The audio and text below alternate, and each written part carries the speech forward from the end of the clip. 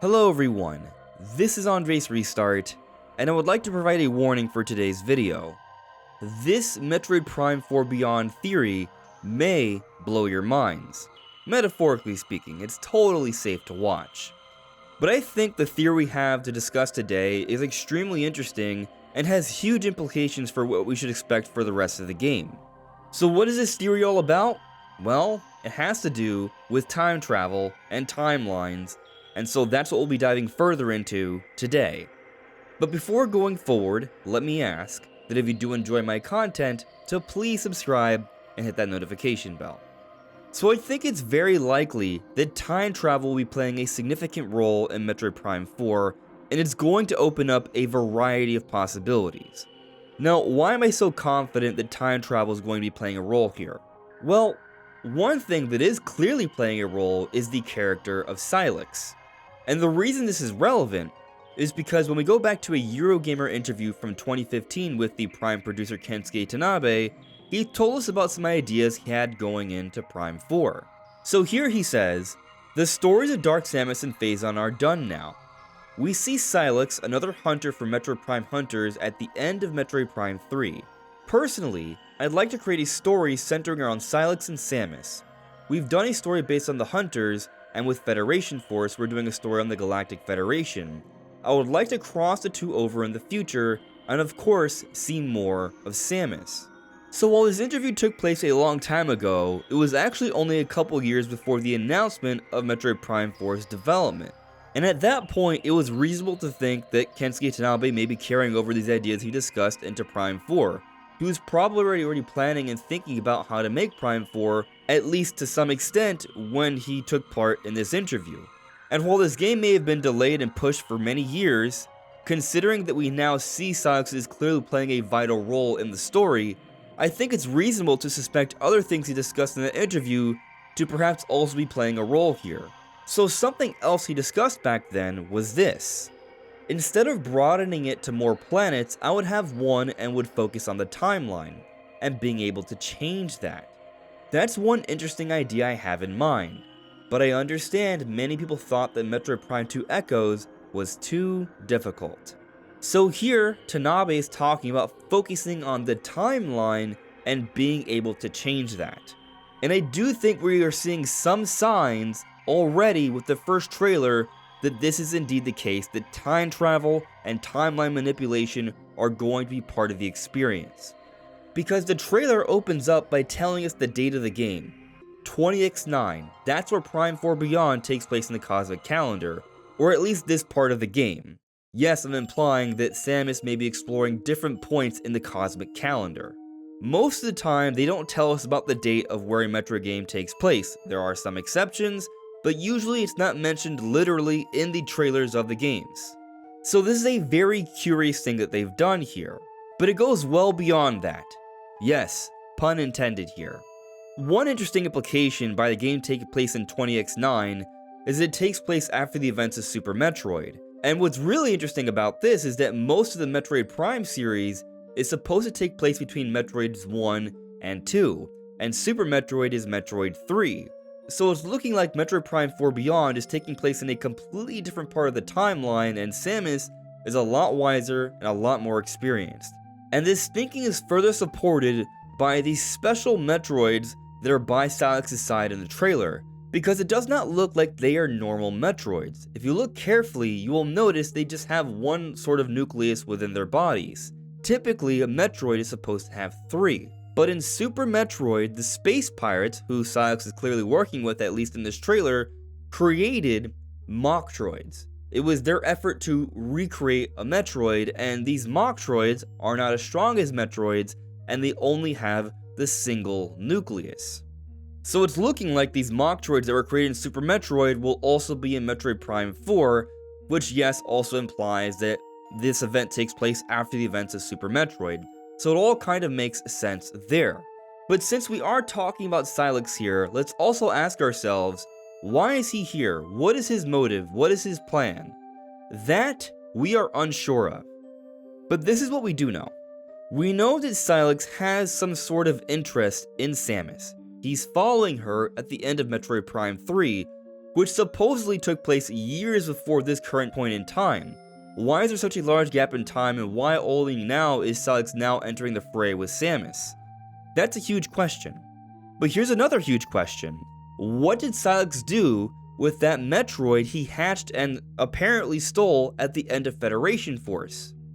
We don't know what happened to that Metroid, and that was a Metroid, not a Machtroid. What's going on there? We're still unsure. But for some reason, Sylux has an interest in collecting Metroids and doing things against the Federation Force, and also Samus. But what I find extra interesting about the Machtroids being here is that it perhaps suggests this demand for Metroids, which there may be a strong lack of. Because you see, throughout the Metroid timeline, as we progress, the Metroids are being killed off. But they are such an important, valuable, dangerous creature that they are even more and more sought after. So with a lack of Metroids, how is Sylux, who clearly has an interest in obtaining Metroids, going to get them? Perhaps time travel could be brought into the picture here. And this is where things start to get a little crazy. Clearly, Sylux and the Space Pirates are attacking this Federation Force base. But if you look at this part of the trailer, there are people carting away this really weird looking device. What is this device? Why are they carting it away? Is it important? I kind of think so. We even see it on this computer here, so there's a little bit of extra emphasis being placed. Or maybe I should say a lot of a big emphasis, because the shape of this device looks to be pretty much the shape of the logo for Metroid Prime 4 Beyond. So what is this device? What is the meaning behind the logo? I think it has to do with space travel or timeline manipulation. I'll even go as far as saying that I think the logo is a representation of a black hole, and this device probably ties into that as well. And when it comes to black holes, there's a variety of interesting ideas with that. There are many theories about what black holes are, what they cause, and what can be done with them. One theory about black holes is that they can act as somewhat of a portal.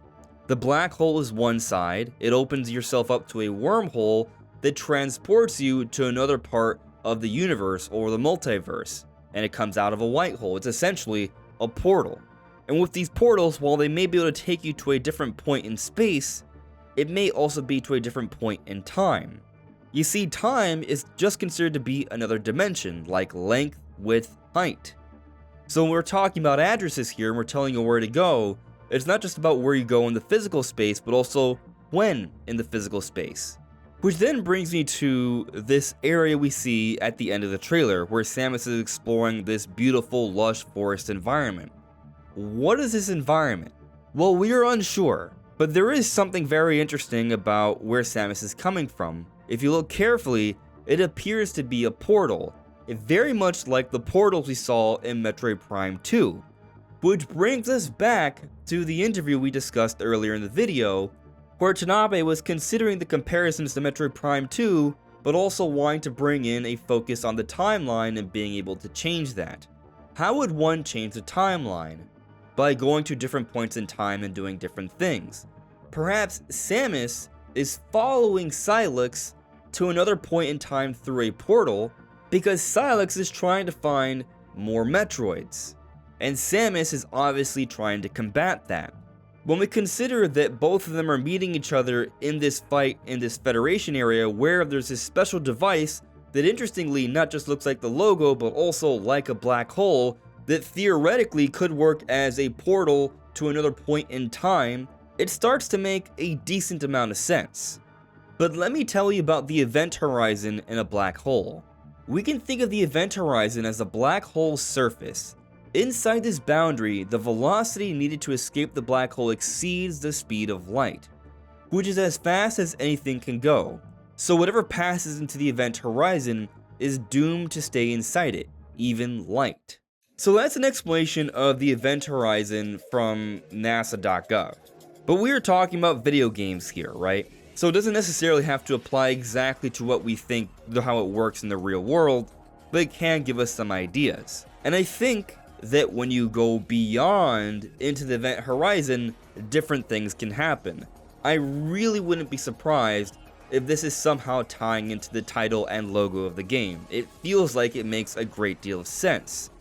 But also, when we think about this idea of time travel and going beyond these portals to other areas, other points in the timeline and worlds, it opens up a variety of possibilities that I think will help to make a great job of explaining other things that they kind of need to include in this game.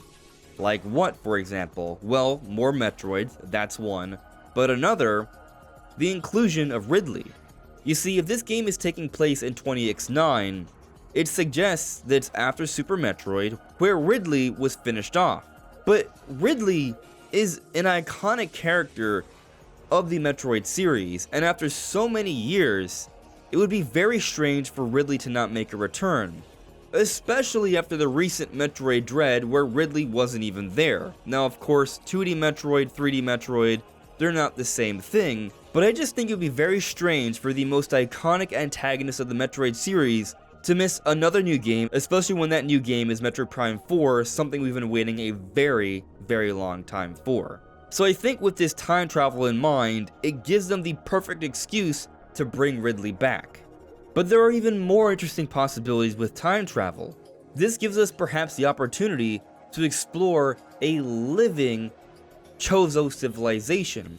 With time travel, it's not just going to be about Chozo statues and maybe finding one surviving Chozo, but we could see multiple, we could see an entire civilization.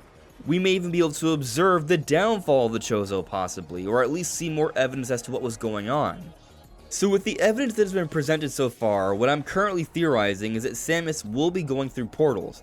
These portals may be somewhat of a black hole, or tying into that idea where Samus will go beyond, there will be time travel, and this will enable different elements from the Metroid timeline to be relevant even in 20X9, a year that takes place far after the events of Super Metroid, and this will also greatly tie into what Sylux has in mind as well. And perhaps this may even all lead to a timeline split. If we are going to be jumping between two different times or even other time periods and messing with the different events that occurred, then a split in the timeline may also happen. This could very much be like Ocarina of Time, where we were jumping between two different points in time and it led to 3 different timelines. Something like this could even occur with Metroid Prime 4 Beyond. But what do you think? Let me know in the comments below. This is AndresRestart. Thank you so much for listening and watching, and I'll see you all really soon. Take care. Bye.